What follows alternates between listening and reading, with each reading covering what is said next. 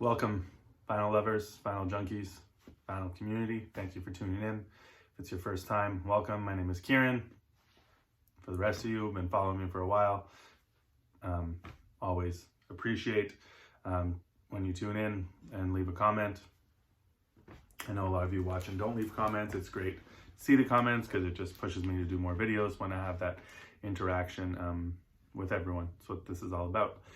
This is the second installment in my video series for the project I'm attempting to undertake, which is going through my jazz section A to Z. I realized I had gone through this cube a bit, actually quite a bit in April when we all had a bit more time, but that's okay. I continued along. I didn't skip anything. And I've listened to some of this stack more this week than others. Some of them just wasn't really in the mood for, and I listened, but I didn't necessarily, listen to it multiple times.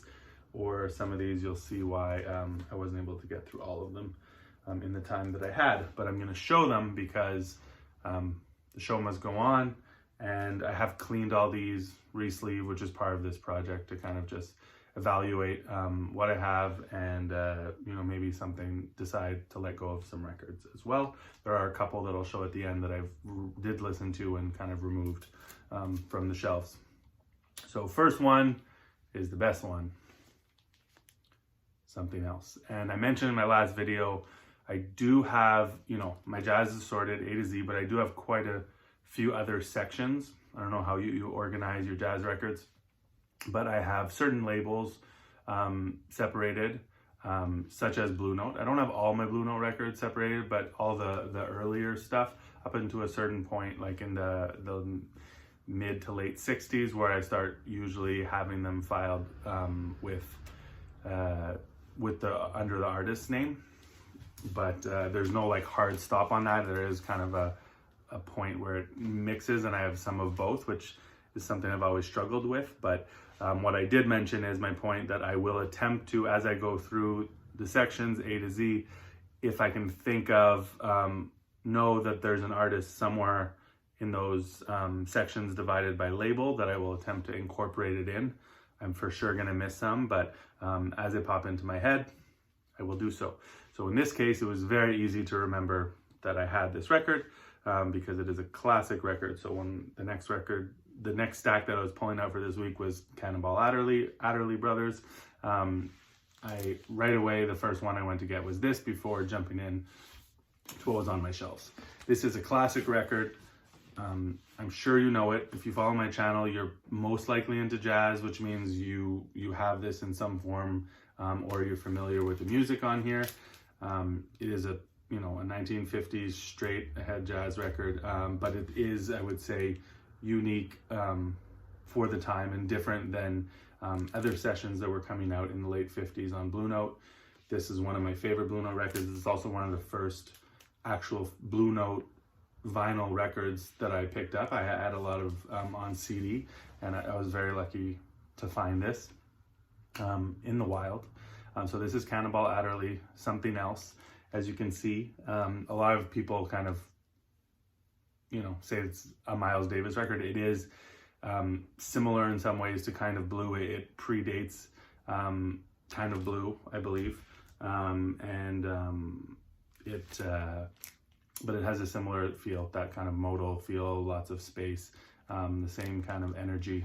Not quite, I mean, it's different, but there's some similarities there. And this is with Hank Jones, Sam Jones, and Art Blakey. This is not a first press, but I believe a second pressing, just to show you. So it does have the 47 West 63rd NYC label. What makes this a second press is that it has Blue Note Records, INC incorporated there. The first pressing of this would have been before they were incorporated. So yeah, but it has all the other bells and whistles. The cover's in great shape. There's no seam splits, very minor edge wear. I'm not going to talk about the condition for all the records, but this one is a special one. Record's probably like a very nice VG. There's obviously some pops and little surface noise given the age of the record, I think it's quite a nice copy. And this is a great record for someone says like, oh, I want to listen to some jazz. Who's not into jazz. This is one of those records I would put in the jazz starter kit, I would say. It's accessible to people that don't necessarily listen to jazz, and it's also extremely enjoyable for people that have been listening to jazz for years. Cannonball Adderley, Something Else. Blue Note, $15.95. Moving along. I have quite a bit, I have quite a bit, as in I have several Cannonball Adderley records.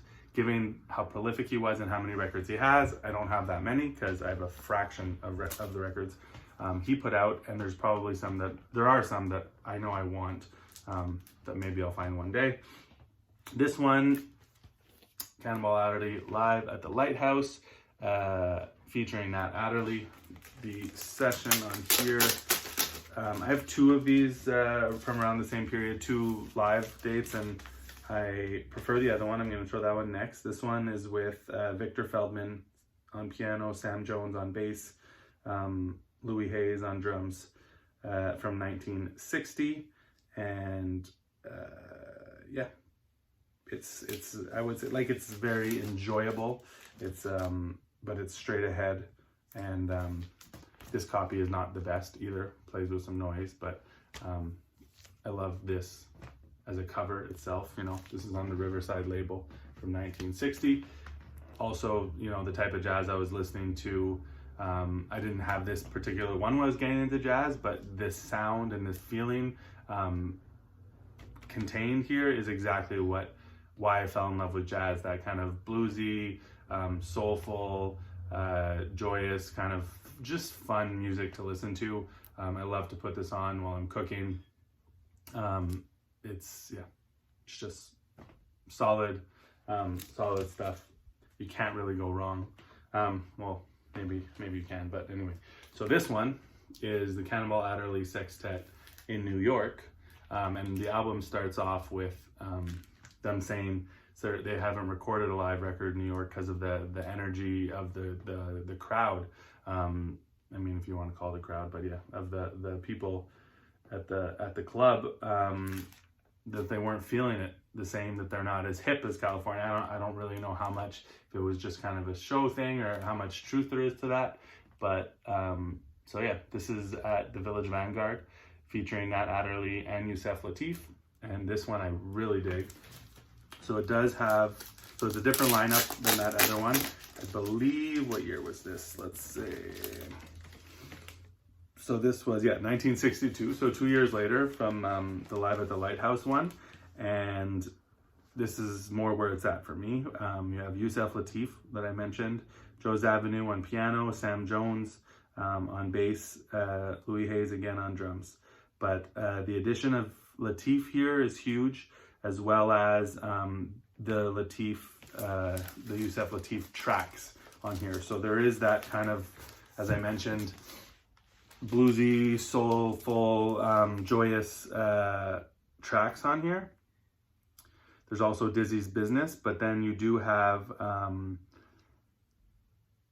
two Yusef tracks, so Planet Earth, which is a 7-minute track, and Synthanasia, I'm not sure if I'm saying that right, as well, and those are of a totally different kind of vibe.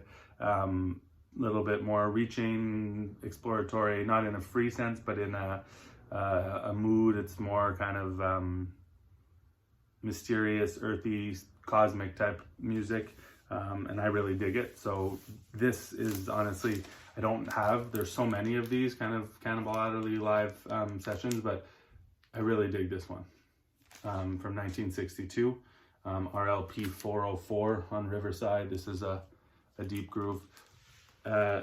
Riverside is a label I've always kind of struggled with remembering the ins and out of the label intricacies about like there's different sizes of the labels. One way to tell is where the deep groove cuts the reels here, but and with the ink, and I I refer to London Jazz Collector website. They're all laid out there. And then you have to figure out whatever record you're looking at, category number wise, what would have been the original pressing. So honestly, I find Blue Note much simpler to remember. Not that I don't have to reference the guide for that as well, but Riverside I find very complicated. It's not that complicated, but harder to process. I really have to go and study it. It seems more straightforward with the Blue Note, which is also, you know, has its own complexities with the mixed labels and all that. But anyway,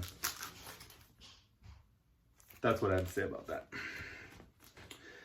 Now we jump, I'm missing kind of that Adderley middle period of the mid 60s. So like that's 62, and now we're jumping to 1970. There's some great records in there. Mercy, Mercy, Mercy. And that's when he shifted. I know he was doing like live records, but with the crowd sounds, but they weren't actually live. They were studio dates, but they made them feel live. But these two that I just showed, I'm pretty sure are actual live dates, versus just replicating that energy of a live show. But yeah, so I'm skipping ahead here. And this is Cannonball Adderley Quintet, Country Preacher. I'm not quite sure of the exact dates of release, if these are in the order that they were released, which is how I will store my records. So if within an artist, I will try to keep them chronologically. It's a bit tough with Cannonball Adderley. I mean, I don't really care that much. So I haven't looked into it, the details, but I mean, he put out so many records that, you know, I just go by year. So if it's the same year, I don't really care. But yeah, and then there's always the question of when was it recorded? If something was released later, are you putting it in, like with Coltrane, for example, you're trying to fit it in by recorded date. It's complicated stuff. This is a good one. Cannonball Adderley Quintet, Country Preacher, live at Operation Bread Basket. If you know what that is, I didn't. I read about it. This is also a basically like brand new cover here. Like this, I don't know. I would only assume that this is a record that you would often see with the ringware, because I haven't seen many copies of it. But like the spine hasn't even been cracked on this. It's beautiful. So yeah, Martin Luther King appointed Reverend Jesse Jackson to post the National Director of Operation Breadbasket, the economic arm of the Southern Christian Leadership Conference. So that's what this is related to. They were performing for them. Nat Adderley, as usual, Joe's Avenue, Walter Booker, and Roy McCurdy. And you do have Reverend Jesse Jackson on here as well. This is a good one to get. I enjoyed it. Okay. What else? This I really dig. Cannonball Adderley, The Black Messiah. This is on red labels instead of the green. I believe the first pressing would have been on the green. But this is recorded live at the Troubadour. Not a place I know. I'm assuming that it is a real place in this case, unlike the one records I was talking about before, where they replicated the live dates. But this is I'm not going to open this up, but this is a bit of a heavier date. Kind of puts in a bit more rock, psych element, not psych, but like, it's just, there's more going on here. It's not just a jazz record, it's more fusiony, and not in the right ways for me, let's put it that way. I really dig this one, can rock out to it. It's a bit heavier, fuzzed out. I would definitely check this one out. If you don't know it, I think a lot of people would appreciate that one. This one's cool too. There is the issue of the Rick Holmes narration, but it doesn't bother me. It's not throughout the whole tracks. It's just at the beginning. This is Soul of the Bible with the Nat Adderley Sextet. So this is Cannonball Adderley presents Soul of the Bible with the Nat Adderley Sextet. And this one, there's some really good tracks on here. This is like just fun, feel good, and some deeper stuff as well. Space Spiritual, I think, is the last track, which I really dig. But yeah, you just kind of get past the narration or skip it. But it's not like Soul Zodiac, which I will show here. But this is in my, I don't really need it. There's some cool music on here. But this is all about, Rick Holm talks throughout it. I get it. It's a concept thing, about the zodiac signs. When I tried to listen to it this morning, and I just, it's long. I dig the music, and you get different vibes and energies, in each track based on, I guess, they tried to match it with the zodiac sign. But overall, it's not something that I'm going to pull and listen to often. I think it's interesting. But yeah, I'm sure you guys know this. Some people really dig it, for sure. And this is a nice copy. Like, yes, there's some cover ringware, but super clean. Okay, moving along. So yeah, this is the one that I just picked up recently. And there's a lot of music on here. So I've been listening to it this week, but I still haven't... fully gotten through it multiple times. This is one I picked up last summer, actually, and I dig it. This is his last recording. This was recorded 6 weeks before he died, and actually they hadn't finished it, so they went back into the studio to finish some of the tracks. They added some vocals and some more instrumentation on, I think it's the title track. With Airto's wife on vocals, and this has Airto, Nat Adderley, obviously, Alvin Baptiste, Jack DeJohnette, George Duke, and Alfonso Johnson, and then also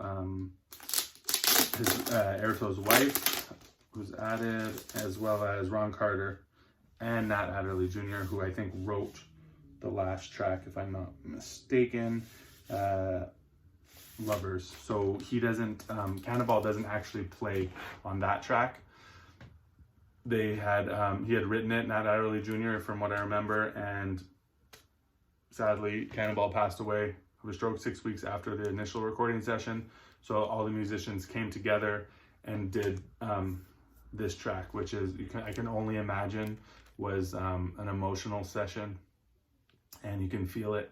And then, sorry, what I was mentioning is they did come together to record that, but then some things were even added after the vocals and some more instrumentation, I believe.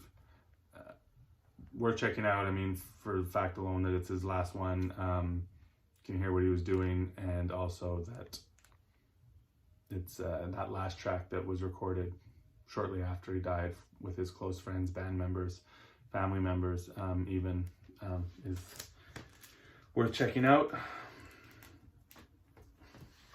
Now we're into the Nat Adderley. I mean, he's been on all these sessions, but this is one under his name. This is Nat Adderley, The Scavenger on Milestone. This one's a second pressing that I don't even actually think is on Discogs, or a third pressing even, I think. But this is a dope one. Joe Henderson's on here. And you have Joe's Avenue, Mel Lasty, who I don't know, and Jeremy Steig on flute. And yeah, this one is a bit funky, as kind of their music is always, but this one's from '68, and I know this one's appreciated by a lot of people. Check this one out, Nat Adderley, The Scavenger, if you aren't familiar. Okay, now, funnily enough, we're moving on past the Adderleys, but we're moving to Airto, and Airto plays on a lot of stuff with the Adderleys in the 70s. And so these were from my jazz shelves. My debate here is, where do I include these? Because I recently picked up, in the past few months, Airto's first 2 records. These were the only Airto records I had before those. And those ones I have more of a Brazilian feel to me. And if I were to, haven't filed them away yet, but they would go in my Brazilian section. These are on jazz labels, CTI and Salvation, which is a subsidiary of CTI. So it was had them in my jazz section. But now, obviously, it would make sense to have all my airtoe together, but I don't feel those first two airtoe records fall under the jazz realm.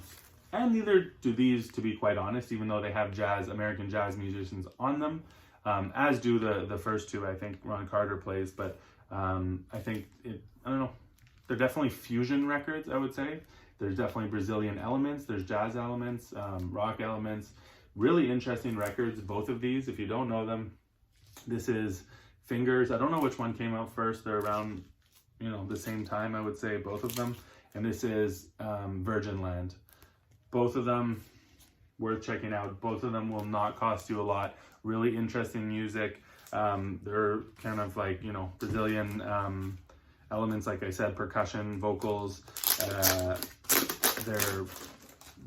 It's heavy at times. Who else plays on this? Stanley Clarke, George Duke, his wife, obviously. So yeah, that's this one. What year is it from? I would guess 71-ish, between 70 and 72. 1972. And then Fingers, this one's I guess was from a radio station. It's a white label promo. Similar kind of vibe, the two records. Who plays on this? On CTI. See, this one doesn't have Duke or Stanley Cowell. It has people I don't know other than his wife on percussion and vocal. But David Amaro, Hugo Fatoruso, Jorge Fatoruso, I guess some brothers, and Ringo Thielman. But both of these worth checking out. Not a huge fan of the CTI label, but this one is not like most. What else I got here? This is a nice jazz funk record, Hal Alexander, Raw Roots on Atlantic, also from the early 70s. I know it's annoying that I have these sleeves, so I gotta remove the record, but I'm too lazy to do it all before, so you guys can just deal with it. The spiritual echo of the roots calling, coming home. The roots are the source of life and strength necessary to move forward. You've got Richard Davis on here, Joe Bonner, Lenny White. This is a heavy record, heavy jazz funk record from 74. If you don't know this, worth checking out. It's a deep jazz funk record. And lastly, definitely not least, this one, you got to be in the right mind state. It is harder to process, harder to absorb, get into than these other records, which I would say are all pretty accessible records, other than maybe that Soul Zodiac, which it's not accessible, but it's not really everyone's thing. When this is a private press, so Walter Zuber Armstrong, this was put out, most of his records, I believe, if not all, on his own label, which is World Artists. And this is some spiritual music for sure. Leaning towards the free. There are moments that are a bit heavier and others that are kind of more open, spacious, and deep feeling. This does get heavy though. He plays flute as well as other things on here. I don't know any of the other musicians. This is a Canadian pressing, so the US pressing of this, Alpha and Omega, has a different cover art, a different picture of Walter. And this is one I didn't know about. I know, deep jazz heads do know him. I grabbed this a few years ago, 4 years ago maybe, in Vancouver. And there was some type of connection here with Canada, or maybe not, or just that his label, normally a private press label from the US, wouldn't have been distributed and pressed in the Canada, I guess, but this was manufactured by IRC, Vancouver, Canada. I don't know what the connection was there, if any, but this was recorded live at Western Washington State College in 1973. I was reading here before, I thought it was appropriate. Like much of Armstrong's music, it's intensely personal, spiritual. Flute, bass, clarinet, and cello state the theme in unison. This is about the title track. Percussion frames the statement. The whole thing is mystical, mysterious, taking shape slowly, almost imperceptibly. So yeah, I found that was a good description for just in general the whole vibe that he creates here. What's weird is that on the jacket they describe 2 tracks on the second side, which there are, but in the track listing there's only 1. They're long tracks, you know, there's only 3 tracks on the record. Side 2, the first track, is a long track called Meditation. And yeah, it's for those of you that are into kind of the, not necessarily, you would have to be able to dig free jazz and more of the like deeply spiritual jazz and jazz flute. But it's worth checking out. You might be into it. Yeah, this is a kind of nice little piece I came across while digging in the wild, something we all love to do. And that's it for this week in terms of, other than, let's show you the ones that I didn't really connect with that much. So I showed you this. I dig the music on it quite a bit, actually. I wish there was an instrumental version of that record. This one I don't mind, but it's inside straight. There is another Cannonball. This was already actually out of my shelves, but it was in a crate of stuff that I have aside, and I re-listened to it. And the title track is fun, Inside Straight. This is another 70s one, probably after most of the ones I showed, other than Lovers. But it's not essential, but it's groovy, and honestly, this is something I enjoyed a lot when I was first starting to buy jazz records. It's fun, as most of Adderley's records are, but I prefer the ones that I showed. And then this one, I love this cover, but the music, it falls a bit flat for me. I mean, it's not bad, but it's very straight. This is That's Right, Nat Adderley in the big sax section. So with Jimmy Heath, Yusef Lateef, and Charlie Rouse. And I really do dig this cover. I love the little touch of green here, but the music itself, the big sax section, it's missing a bit of that soul that I love that the Adderley brothers usually bring. It's a bit boring to me. Not that it's not well done. You know, they were always trying different formats. But you have Yusef Lateef, Jimmy Heath, Charlie Rouse is that sax section, as well as Cannonball Adderley, Wynton Kelly, Jim Hall, so Sam Jones. It's top-notch musicians. But I listened to this a couple times while cooking, while just trying to revisit it in this room here, and it's okay, but not a special session in my opinion. So that's it. Way longer than I anticipated. Spoke quite a bit about each record in terms of what pressings and stuff. I don't know what you guys like to hear. I'm not really the best at describing the music, especially in the moment. It's more about how I feel. I'm not a musician, so I have a hard time even remembering, you know, if it's a few days later to describe the music. I can tell you if I liked it or not, and the feeling that I had. I know whether I'm grooving or whether I'm kind of like not into it, and sometimes it'll just depend on the moment. But yeah, so that's that for this week's installment. I hope you enjoyed it. Please leave a comment. If you're new to the channel, hit subscribe.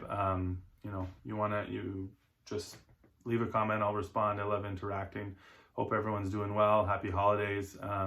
Stores are shutting down here as of next week, as of Christmas, for 2 weeks. So all stores are going to be closed. So there'll be no digging at all. Not in person anyways, which it's always nice to have a little break. Stay safe, and I'll be back soon. Peace.